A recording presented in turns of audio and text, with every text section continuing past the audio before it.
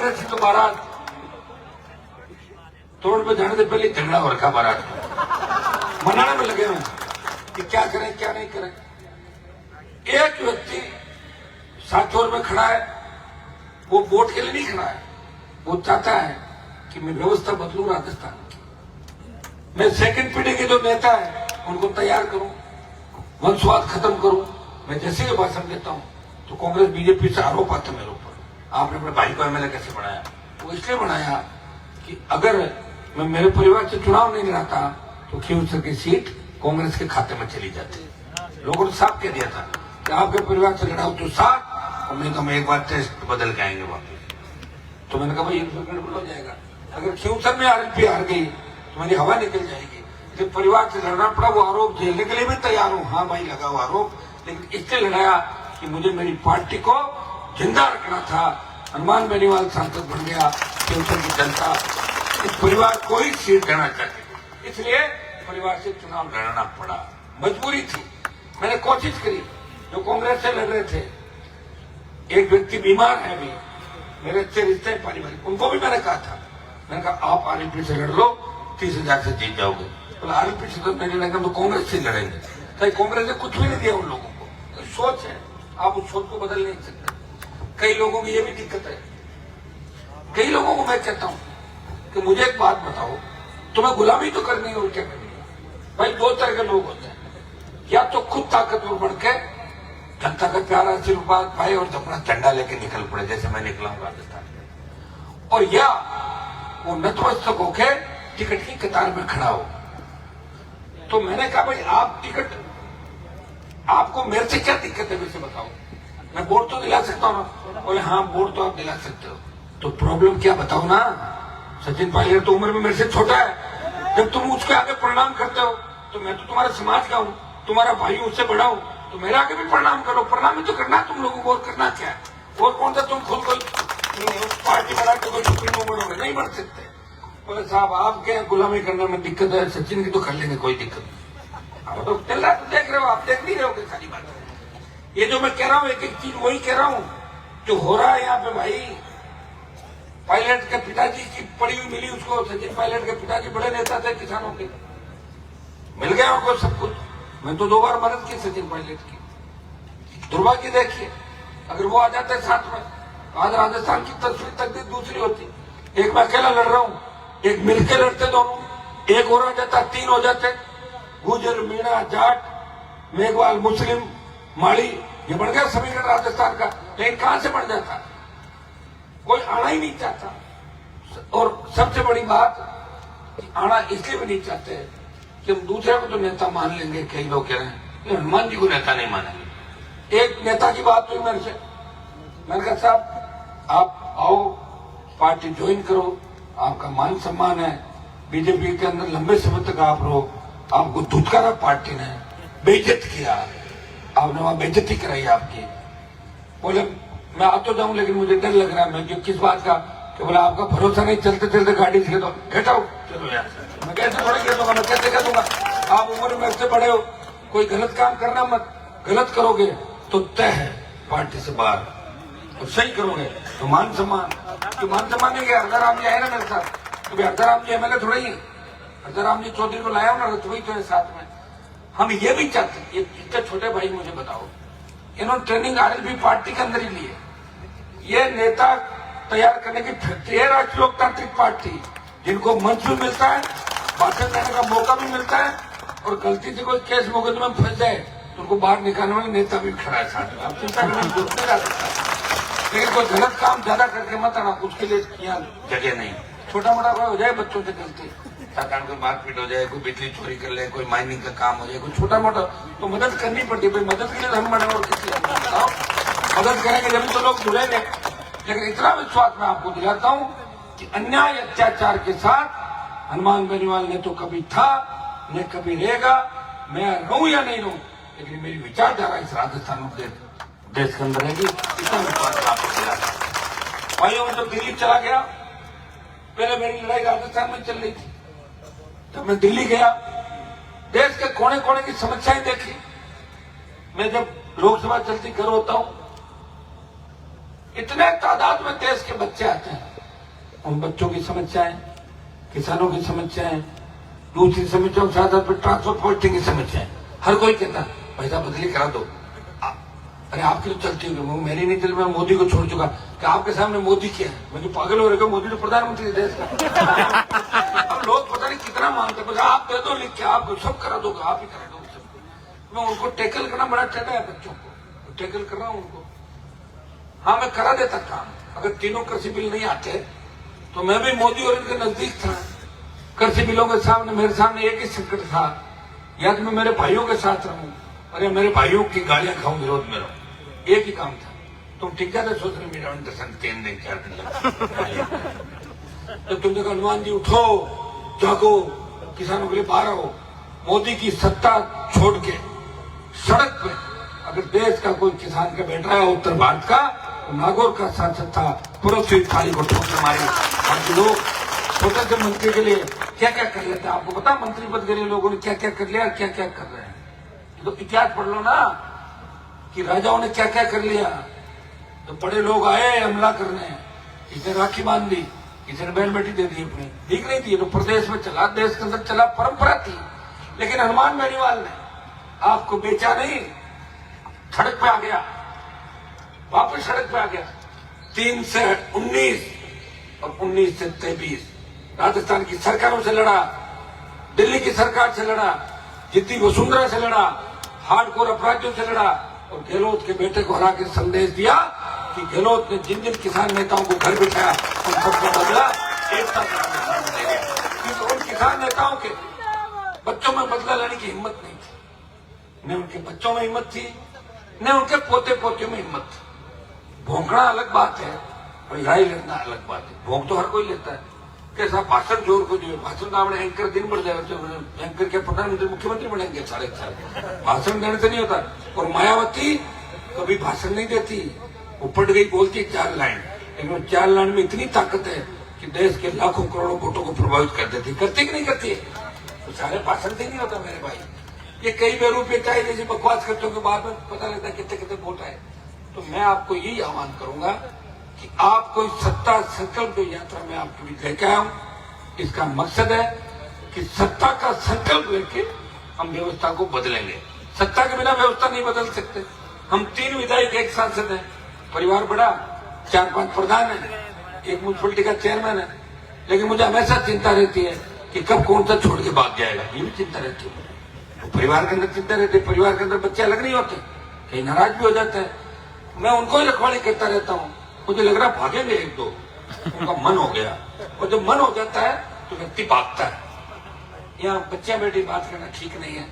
एक बार मचबची आती तो फिर आपको पता है सारा जाना ही पड़ता। तो ये जिनको भागने की मन में वो पक्के भागेंगे, लेकिन भागेंगे उनके भाई दूसरा आ जाएंगे। ये तो धरती का सिस्टम आप जानते हो, एक गया दूसरा आया, दूसरा गया तीसरा आया। जब मैं नहीं था कोई और था, अब मैं आ गया वो चले गए, मैं नहीं तो तीसरा आ जाएंगे। ये मंच पे बैठे सारे।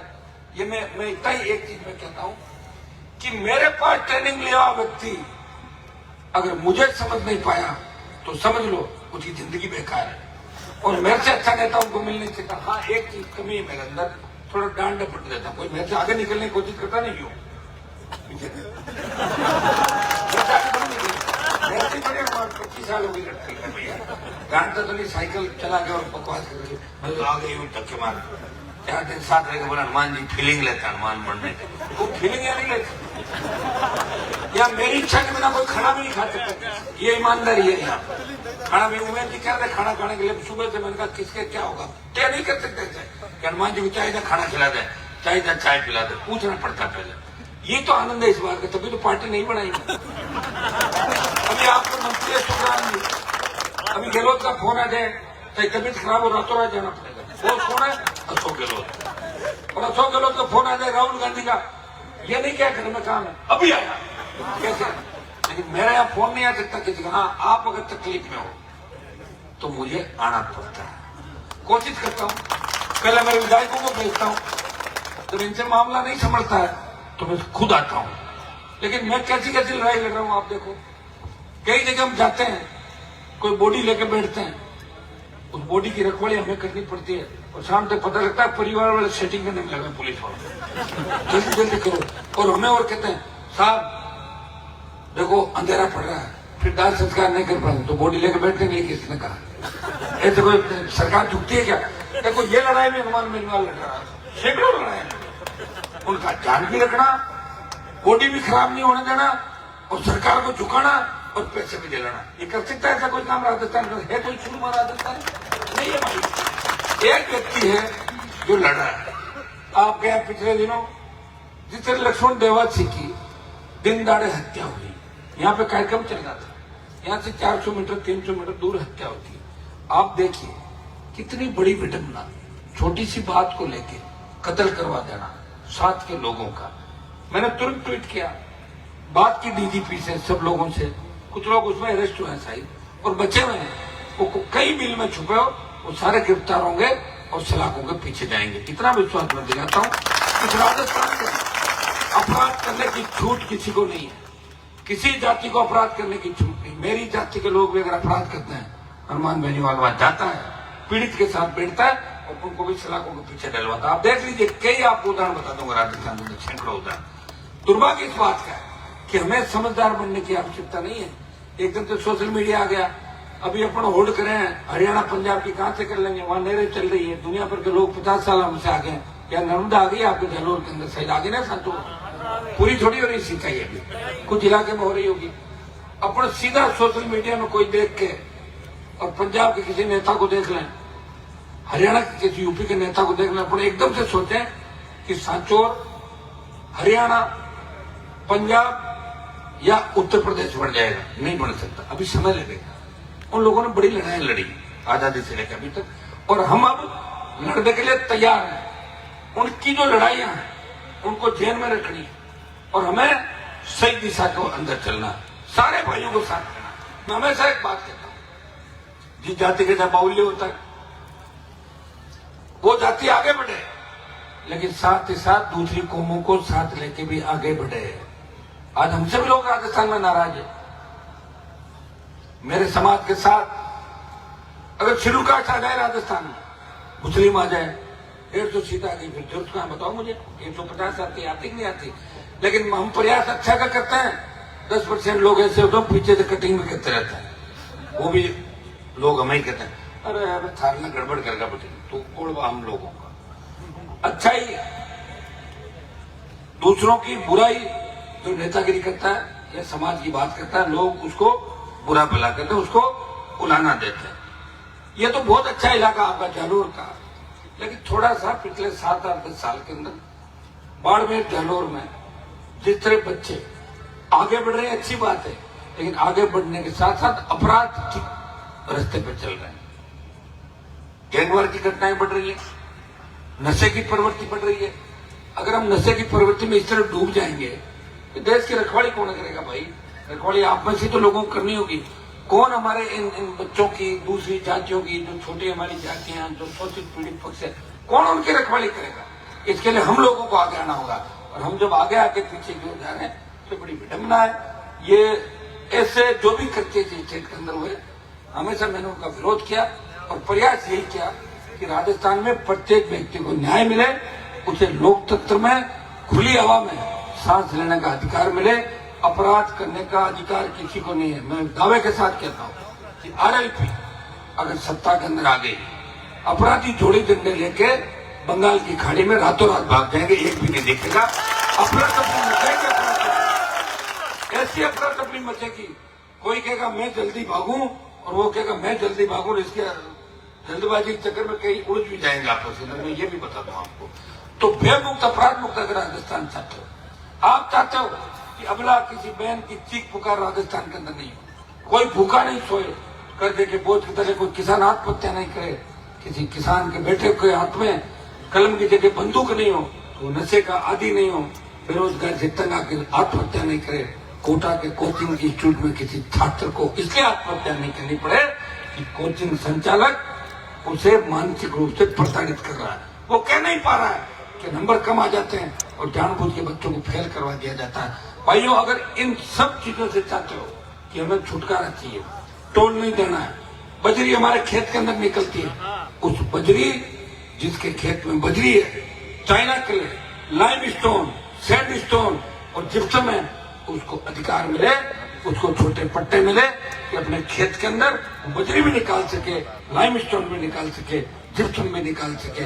दुर्भाग्य इस बात का है कि सरकार सारा निजीकरण कर रही है। ये बीएसएनएल देख लीजिए आप, बीएसएनएल मिलता ही नहीं फोन, मेरे पास बीएसएनएल है, इसलिए नहीं मिला, मोदी जी ने इसको बेचने की तैयारी कर ली, सारा नेटवर्क खत्म। कहीं उमेश जी बता रहे उल्टा घुमा दिए कहीं पे, तो पकड़े कैसे, नेटवर्क नहीं पकड़ता, तो इतना तंग हो जाओगे, छोड़ रहे बीएसएनएल भाड़ गुद्दू जो ले रहा तो यही चाहता, प्रधानमंत्री जो चाहता वही तो काम हो रहा है। कांग्रेस के टाइम में कई लुटेरे थे, लुटेरों की संख्या घटी, 2-3 जगह लूट ज्यादा तादाद में होने लगी, वो तो बात टूटती है। अब अडानी अंबानी देखे, मैंने कल लिस्ट देख रहा था, सारा गुजरात बोल कर रहा है देश के अंदर, बाकी लोग वोट देने का काम करो, आप लोग तैयार हो जाओ सारे उनको वोट देने का। फिर 24 के अंदर बिखरा हुआ विपक्ष है, विपक्ष है कहाँ पे बताओ, और विपक्ष के नाम पे कौन है, राहुल, प्रियंका, बाड्रा, ऐसे लोग, इनको देख के भी लोग वोट नहीं देना चाहते, कहाँ जाए लोग बताओ। एक तरफ गप्पू है, एक तरफ पप्पू है, ये पहले आता था रेडियो में, ये रेडियो गप्पिस्तान है, पहले आता था पुराना रेडियो, आपको पता है। ये अब कई तरह की गप सुनाई, शाम को 7-7:30 बजे, 30-35 साल पहले ये गप्पिस्तान रेडियो, कौन बोलता था बाबू जी गप्पिस्तान रेडियो को कोई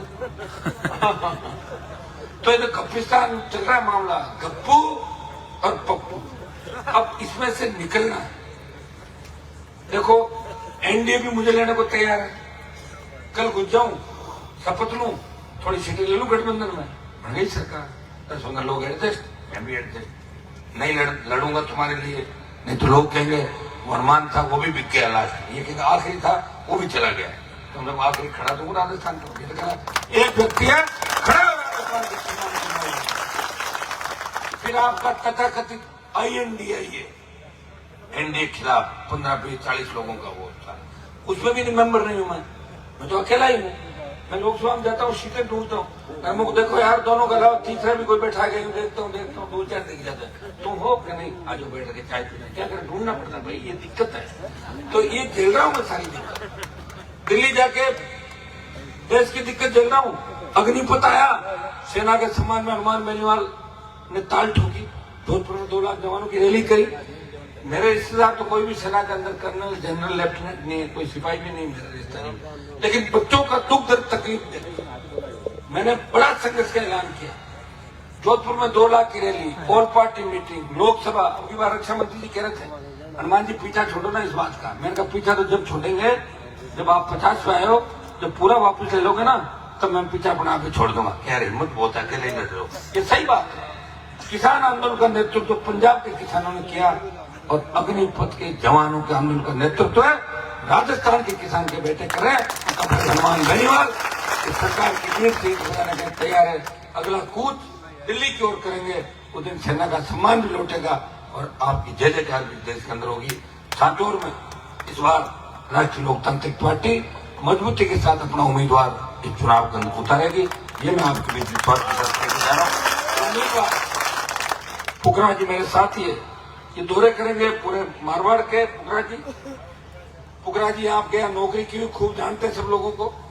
पुखरा जी आपके नौकरी, हमारी सारी संगठन आप लोग बैठे हो, सांचौर वाले सारी टीम है, बुढ़ा मलानी, आप लोग तय करेंगे। हमें ऐसा उम्मीदवार चाहिए, देखिए लोग दोनों पार्टियों से तंग है, हर आदमी वोट देना चाहता, बस उसको एक गारंटी दे दो कि तेरे कोई दिक्कत नहीं आएगी, सुरक्षा हम करेंगे। माइंड के अंदर ये बात समझो, 70 साल में क्या हुआ इस प्रदेश के अंदर, इस देश के अंदर, क्या कोई गरीब व्यक्ति को सम्मान मिला थाने और तहसील में? कि थानेदार तहसीलदार ने कहा क्या कि बाबा को केसर की चाय पिलाओ या कोल्ड ड्रिंक पिलाओ, बोला क्या? तो फिर वोट देते हो, मजे कुछ लोग लेते हैं और वोट आपके, संख्या आपके। जिताऊ और टिकाऊ, जिताऊ तो जरूरी है, लेकिन जीत कैसा नहीं, जीताऊ मैं और भाग जाए मुझे छोड़ के, टिकाऊ बहुत जरूरी है। जीता तो कहते वो कहते ना चली गई बुरा हुआ कि वापिस आ गई, वही बुरा हुआ, ऐसा नहीं कि जीता हूं और भाग जाए मुझे छोड़ के। तो ये काम भी नहीं करना है।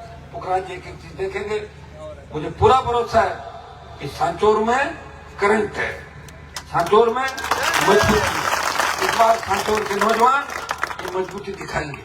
सांचौर के जवान जातिवाद से ऊपर उठ के तो राष्ट्र लोकतांत्रिक को वोट करेंगे, तो राजस्थान को बचाने के लिए जो पार्टी किसान, जवान, गरीब, सर्व समाज की पार्टी है, ये जो झंडा है भाइयों, ये झंडा राजस्थान के अंदर बहुत अरसे बाद ये झंडा आपको मिला है। पहले हरियाणा, यूपी के लोग ऐसे झंडे लेके आते थे, वो ठग थे, झंडा वापस ले जाते और डंडा यहाँ छोड़ जाते थे राजस्थान। वो डंडे को लिए घूमते लोग, फलान की हरियाणा और फलान की यूपी, उनसे क्या करना आप लोग? पीछे देखो उनके क्या हालात, क्या अपना हालात। दादाजी अगर अच्छे थे तो जरूरी नहीं उसका पोता अच्छा होता है क्या? और दादाजी अच्छे थे तो पोती अच्छी होगी, कहाँ लिखा हुआ है? कहीं लिखा हुआ है क्या?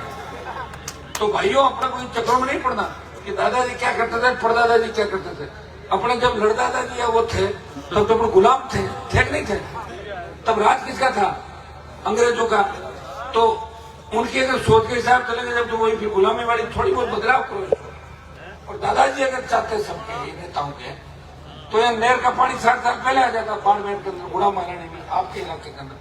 ये दादाजी ने तो दिक्कत करी राजस्थान में, नहीं तो खुद आगे बढ़े और ने दूसरों को बढ़ने दिया, खुद के समाज को धोखा दिया और उन सब समाजों को धोखा दिया जो हमारे साथ खड़े थे राजस्थान के अंदर, उनको अंधेरे कुएं के अंदर धकेल दिया, बर्बाद करके छोड़ दिया। इसलिए भाइयों उठो, अपनी ताकत को पहचानो।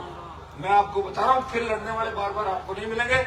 23 के अंदर इस बार राजस्थान की जनता का मूड ठीक है। नए मतदाता 85 लाख है राजस्थान के अंदर, 85-90 लाख। अगर वो वोट करेगा तो नए राजस्थान के निर्माण के लिए, तो आरएलपी को पहला वोट करेगा, इस पार्टी को वोट करेगा, भ्रष्टाचारी बीजेपी कांग्रेस को वोट नहीं करेगा। और पिछला 80 लाख वोट जोड़ लो, कितना वोट होता है देख लो आप। 1.5 करोड़ के पार जाता है, और 1.5 करोड़ के पार अगर जाता है तो 4 करोड़ की पोलिंग होगी पूरी।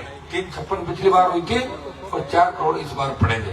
तो 4 करोड़ में 1.5-2 करोड़ ले रहे हैं, तो आधे पे आरएलपी है और आधे पे कांग्रेस भाजपा। ये तो तय है कि एक पार्टी 3rd नंबर पर जा रही, कांग्रेस और भारतीय जनता पार्टी में से। हम दोनों पार्टी में गठबंधन नहीं करेंगे राजस्थान में। इनके अलावा अगर तीसरे कोई दल है, कोई मजबूत व्यक्ति है, वो चुनाव लड़ रहा है और कांग्रेस बीजेपी को हरा रहा है, तो मैं उसको तकलीफ नहीं दूंगा। उसका मन होता आरएलपी से लड़ ले, मन नहीं होता ऐसे 1-2-4 जगहों में हम समझौता ऐसे भी कर लेंगे, ठीक है भाई बस करने वाले करो, हमें क्या करना। मैं तो आप अगर कहोगे लड़ा देंगे, आप कहोगे साहब से गम खाए लो, तो मान तो ये करना कर देना, मैं तो कोई दिक्कत नहीं। लेकिन प्रयास ये करेंगे कि बीएसपी, बीएपी, बीटीपी, आरएलपी ये क्षेत्रीय पार्टियां मिलकर इस बार कांग्रेस बीजेपी को राजस्थान में पछाड़े। बहुत बहुत आपको धन्यवाद। जय हिंद।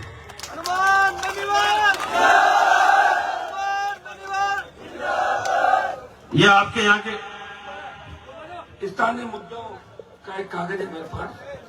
सांचौर में बिजली विभाग सिंगल फेज ट्रांसफार्मर का मामला, नर्मदा नहर 2019 में, ये मेरे पास है मामले से। मुख्य न्याय हेमा गुड़ा जो बड़ा झंडा चले एक भारतमाला के अंदर मैं लगातार लड़ाई दिल्ली में लड़ रहा हूं। मैं भारतमाला के अंदर पंजाब में जो मुआवजा मिला वो राजस्थान में हमें नहीं मिला। मैं प्रयास करूंगा कि भारतमाला में जो मुआवजा कम मिला किसानों को, उनको पंजाब की तर्ज पे दोबारा तय करके और राजस्थान सरकार दिल्ली मिलकर मुआवजा निर्धारित करे।